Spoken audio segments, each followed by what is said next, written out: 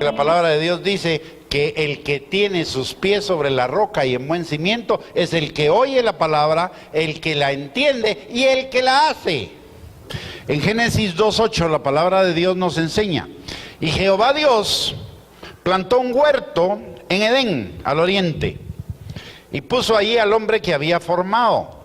Y Jehová Dios hizo nacer de la tierra todo árbol delicioso a la vista y bueno para comer. También el árbol de la vida, el árbol de vida en medio del huerto, y el árbol de la ciencia del bien y del mal.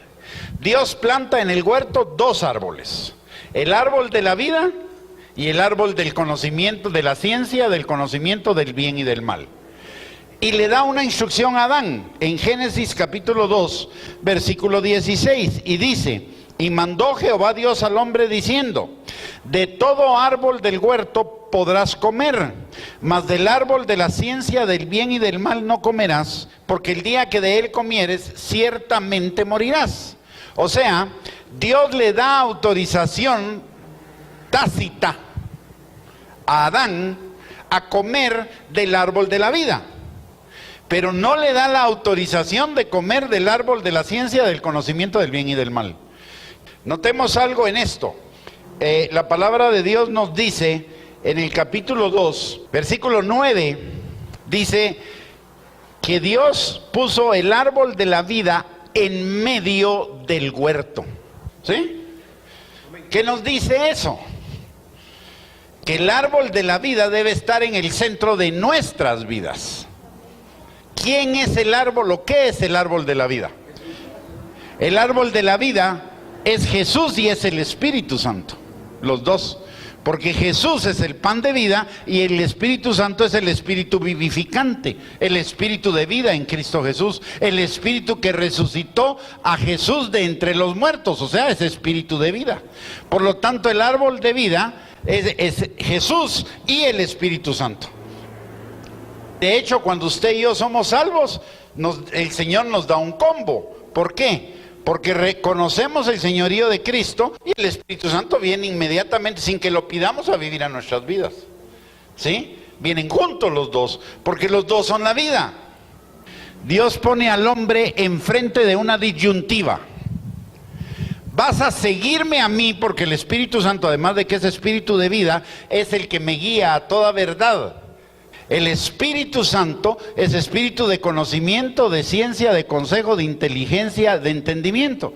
Entonces no necesitaban, oiga, si hubieran comido del árbol de la vida, no hubieran necesitado del árbol del conocimiento del bien y del mal. ¿Por qué? Porque en el árbol de la vida venía el conocimiento del bien y del mal, pero bajo la dirección del Espíritu Santo.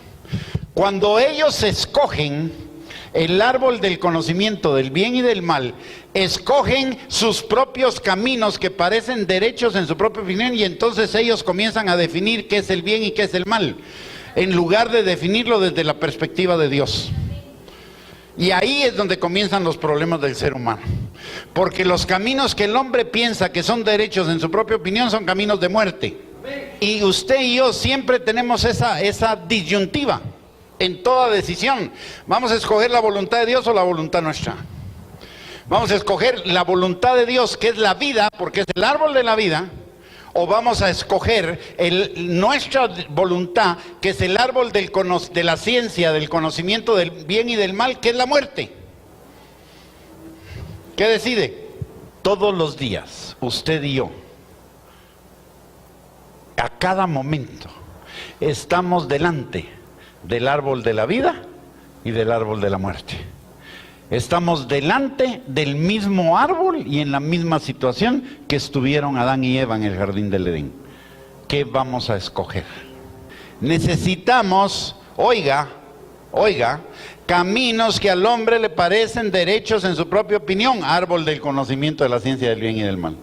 Su fin es muerte, como fue muerte para Adán y para Eva y para toda la humanidad.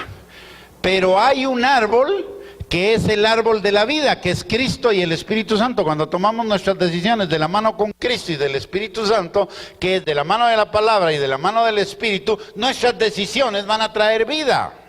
Lo dice la palabra, dos tipos de puertas. La puerta angosta y el camino estrecho que llevan a la vida. La puerta ancha y el camino amplio que llevan a la muerte. Fácil entrar por los caminos que al hombre le parecen derechos en su propia opinión, pero su fin es muerte. Difícil entrar por los caminos de Dios, sí, pero su fin es vida, es plenitud. ¿Hasta cuándo vamos a seguir tomando nuestras propias decisiones? Esa es la pregunta.